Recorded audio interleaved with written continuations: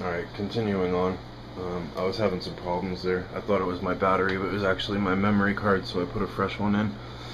Where I left off was I was talking about how everything you see from other people and online and in web articles and tutorials and whatnot, it's pretty much 99% bullshit. It's just somebody that is copying and regurgitating the bad information that they were told, because honestly, it takes decades to be a master of beta genetics and beta breeding, and not many people are. And people just copy the info from somebody else that they think is knowledgeable, but in actuality there's only a handful of really knowledgeable people on the planet, and the most knowledgeable people on the planet are not open to the public. They're not online, they don't sell to the public, they have nothing to do with the public, so you don't even know who they are, they don't post anything and whatnot. So okay, the one thing that is true in the other bullshit things is to remove your female as soon as the last egg is done.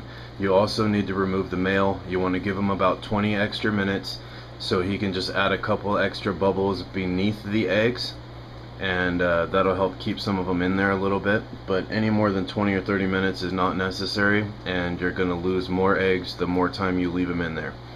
And the flat out bullshit lie of, oh, males will eat infertile eggs. No, they don't just eat infertile eggs. They'll snack on them. The other most retarded fucking thing you'll ever hear in a beta breeding thing is to not feed your male for a couple of days before spawning or during the 3 or 4 days of the egg process. Before, you know, they say to leave the male in there with the eggs until they're free swimming and to not feed him.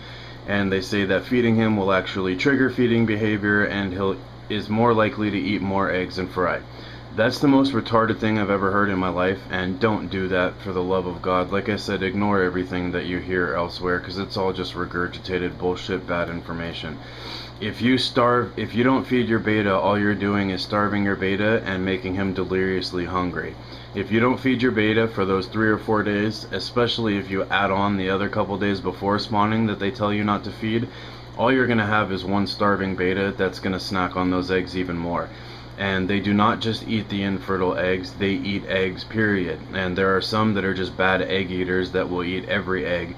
But pretty much every single male beta that has ever existed will eat eggs over that 3-day period of time.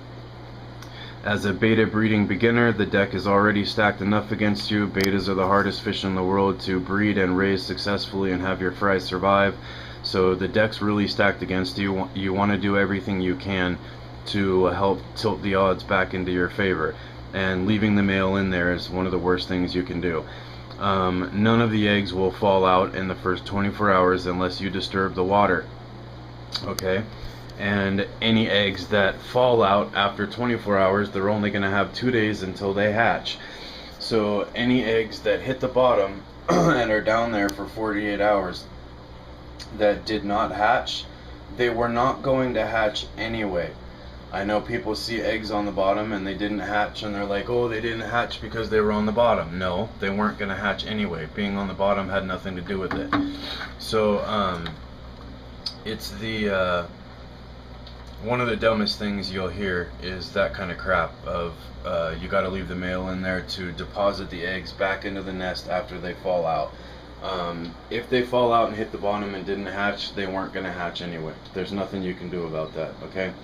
So always remove the male about 20 minutes after you've removed the female, and you want to remove the female immediately. Again, I can get away with it a little bit better than you can.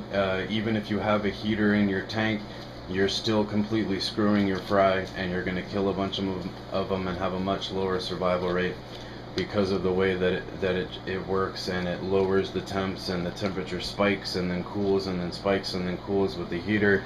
My room is always the same. It's always 97 degrees, so I can get away with it a little bit better than you can. But you never ever ever want to breed in glass. And if somehow your eggs were born in glass, you need to transfer the nest into a plastic 5-gallon bucket like I showed you earlier. And let me see here. Okay, here's I don't know if it's been long enough for this to do this, but it says it's like 85 degrees. 84 degrees, almost 85 in that one. And I dropped the thermometer over here somewhere. There it is. And in this one it is, Jesus, 70. Wow, that's a fucking huge difference. I didn't even think it was going to be that much. But you just saw me put those in there. They've been in there the same amount of time each. And that's almost a 14-degree difference between being in the glass tank and being in a rubber tank. Okay, now are you starting to get the picture and starting to put the pieces together? This is what I'm telling you. Everything you've been told is bullshit. Almost every article or video or tutorial you'll see will tell you that you want to breed in a glass tank. You do not want to breed in a glass tank. And trust me, I have over 2,000 glass tanks. If breeding in glass tanks was better, I would be breeding them all in glass tanks. I've only bred, I think, like half a dozen batches in the last couple of months, only because I had to, because I was out of buckets in glass tanks. I use these glass tanks as conditioning, and the minute they're ready to spawn, I transfer them into an empty 5-gallon bucket and get them set up. So, number 1 rule, don't use glass. Number 2 rule, don't listen to anything you hear online, especially on YouTube. 99% of them is just idiots regurgitating crap from other idiots.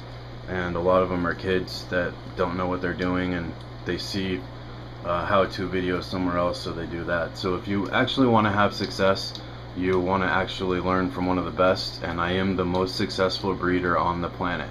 The most successful breeders on Earth of betas only have a 40 to 50% survival rate. I have an 85% survival rate. You might want to listen to what I have to say. I'm one of the only true expert master breeders on the planet. Betas have over 30,000 different types of genetics. It takes a normal person decades to master that. I happen to have a 30-year fish background, and I'm a marine biologist. I was a fisherman before that. I'm a licensed 100-ton United States Coast Guard captain, so that I was a captain of research vessels for the Department of Fish and Game as a marine biologist. I have an entire lifetime of fish background before I ever even had a beta. So I'm a little ahead of the curve on most people, so I picked it up faster, but it's still, I've been doing this a decade, and it takes decades for somebody else to master this, and I've been doing it a decade. And I've got it mastered now. But with over 30,000 types of genetics, it takes the average person a couple decades to master this. So I am the most successful beta breeder. I am the best breeder of the best betas in the world. Another farcity that you'll hear online is the best betas and best breeders come from Asia. That's the biggest lie and idiotic thing you'll ever hear. First of all, betas originated in nature in Asia, so that's the only reason people think that. But the Asian breeders are really, really bad. They haven't evolved, they haven't advanced. They're the same techniques, they breed the same poor quality fish in the same horrible methods that they did 50 years ago, 200 years ago.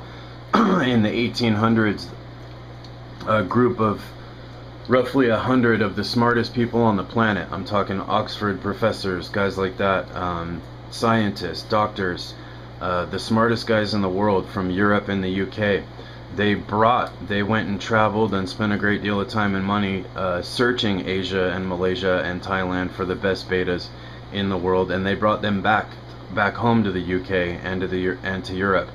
And since the 1800s, the best betas and the best beta breeders have been in the UK and in Europe, not in Asia whatsoever. That's a falsity. It's only people that don't know better that think that, which, like I said, is 99% of the people that happen to be on YouTube. This is 9 minutes and 30 seconds. I gotta stop.